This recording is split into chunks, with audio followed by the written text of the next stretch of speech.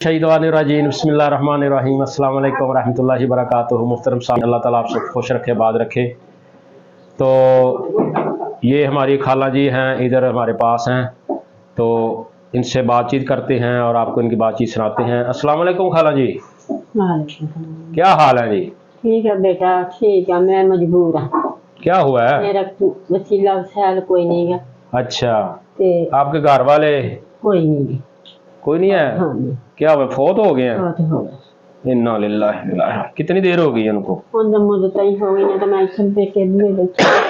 अच्छा। हाँ जी, पेके भी मर गए। अच्छा, किसी ने जगह दी, उत्थे बैठी है।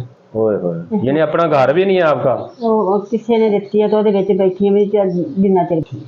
अच्छा, यानी कि किसी ने जगह दी है, वहाँ बैठी हुई हैं कि जब तक आप हैं इधर बैठे रहे।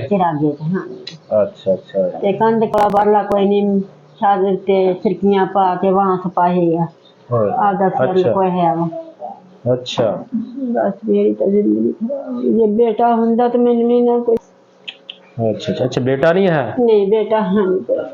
कितने बच्चे आपके? बेटियां? दो बेटियां से एक फौत हो गई, एक पानी का वसीला नहीं, कमान वाला भी कोई नहीं। पानी घर मोटर वगैरह नहीं लगी, पंप वगैरह? अभी पानी है नहीं जाओगे। फिर पानी कहाँ से लाते हैं? मंडियों में भर दी। ये किसे पानी ला लेके आती है? किसी को भरती है पानी। अच्छा। एक मकान दे खिड़कियां वहां सपाहे या किसी दी जगह।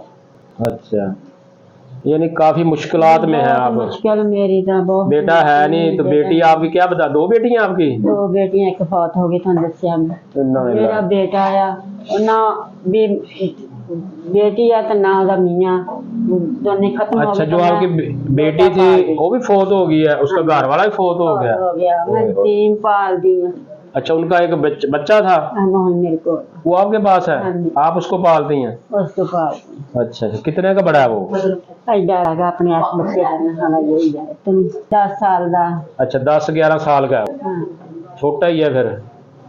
अच्छा, पढ़ रहा है, पढ़ा रहे हैं उसको कि नहीं? कोई नहीं पढ़ता, कौन फीसा भरे तो कौन दे। मैं आपदा करदा मुश्किल वा। अच्छा, यानी कि आप घर का खाना वगैरह ये बड़ा मुश्किल कर रही हैं। उनको पढ़ाने का आपके पास है ही नहीं, बंदोबस्त ही नहीं है, वसाइल ही नहीं है।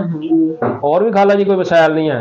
कोई भी नहीं है मेरा वसाइल। केड़ा वसाइल? कोई वसाइल नहीं, अल्लाह तो सिवा। सही। पढ़ा सकी नहीं ते मैं बहुत मजबूर हाँ। तो खाला जी आप कोई काम कर लेती हैं फिर?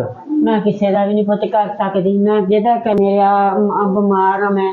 अच्छा। मेरे इन्ना जख्म बनया होया इत्थे। क्या हुआ इधर? पता नहीं की बन गया वा। तो इलाज वगैरह नहीं करवा रही इसका? मैं कित्थों करावां? मेरा कौन करने वाला, कराने वाला? अल्लाह रहम करे जी। कोई इलाज नहीं कराने वाला, कोई नहीं मेरा वसीला वसाइल। बस मैं तो मजबूरी तो आ तुरी फिरदी हाँ। पता नहीं मैं कहनी हाँ किद्दां जावां किद्दां आवां। कोई होवे तो मैं नाल जावां किसे दे। सही है। आपदा कोई बेटा होवे आवां जावां किते दुख सुख। आप हम तक कैसे पहुंची हैं, कैसे आई हो? पिछे तुरी आउंदी सी। फिर रब तरफी किसी ने कीती, कहंदा मैं कित्थे चली। मैं क्या मैं जाना है। अच्छा। मैंने कहा बैठ जा मां, बैठ जा। मैं बैठ गई तो मैं इत्थे मैनूं तार दित्ता पिछे। खाला जी को पता चला था, खाला जी पैदल ही हमारी तरफ आ रही थी, तो फिर रास्ते में कोई मोटरसाइकिल वाला मिल गया, कहती है उसने मुझे साथ बैठा लिया। तो खाला जी का कोई सहारा ही नहीं है, कोई लाने वाला ले जाने वाला भी नहीं है, ना कोई और है, तो बड़ी मुश्किल में है खाला जी। तो अल्लाह ताला जी इनके लिए आसानी फरमाए, अल्लाह ताला इनके हाथ पर रह फरमाए जी। तो खाला जी आपकी बात सुनी है, बड़ी दुख भरी बात है, आपकी कहानी है। अल्लाह ताला आपके हाल पर रहे, सब तो हकदार हैं। तो ये अल्लाह ताला के नेक बंदों की तरफ से ना जी, देने वाले हमें अल्लाह तंदुरुस्ती देवे, अल्लाह उन्हें मक्के दी जात करा दे, अल्लाह पाक। जी जी आमीन। अल्लाह पाक दे। तो खाला जी ये अल्लाह ताला की तरफ से आपके लिए और प्यारे भाई उनकी तरफ से हैं, अल्लाह ताला उनका दिया हुआ कबूल फरमाए जी। इसका राशन लाए। खाला जी आप जैसा बता रही हैं कि घर में राशन नहीं होता, कोई वसाइल नहीं होते, तो इसमें ना जी घी चीनी दालें बाकी चीज़ें हैं, सब्जी भी है, तो आपने पका कर खुद भी खानी है। जो आपका छोटा सा दोता है लानी है, अल्लाह ताला आपके निशाने फरमाए कर फरमाए जी। इंशाल्लाह जी दोबारा भी आपकी इस तरह हेल्प करेंगे, राशन देंगे आपको। ہاں جی، اللہ تعالیٰ آسانیاں فرما دے جی آپ کی۔ اللہ ਬਹੁਤਾ ਦੇ ਦੇਣ ਵਾਲਿਆਂ ਨੂੰ ਤੰਦਰੁਸਤੀ ਦੇਵੇ। آمین اللہ پاک بچیاں نیک بناوے، اللہ تعالیٰ ਬਹੁਤਾ بڑی ਦੇਵੇ اللہ پاک۔ جی جی آمین ثم آمین۔